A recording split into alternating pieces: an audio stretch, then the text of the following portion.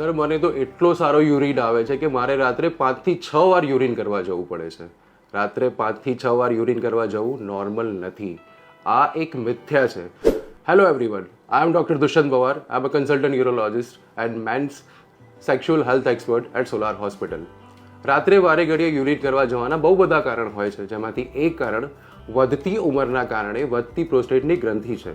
રાત્રે વારે ઘડીએ યુરિન કરવા જવું, દિવસમાં કલાકે અડધો કલાકે યુરિન કરવા જવું, યુરિન કરતી વખતે યુરિનની ધાર પહેલાં કરતાં ઓછી બનવી, જોર લગાવીને યુરિન પાસ કરવો, યુરિન પાસ કર્યા પછી ઘણીવાર પૂરેપૂરું પેશાબ ખાલી ના થવું, યુરિનની ધાર તૂટક આવી, ક્યારે બાથરૂમ સુધી પહોંચતા યુરિનનો લીક થઈ જવું, આ બધું વધતી ઉંમરના કારણે પ્રોસ્ટેટને લગતી બીમારીના લક્ષણો છે.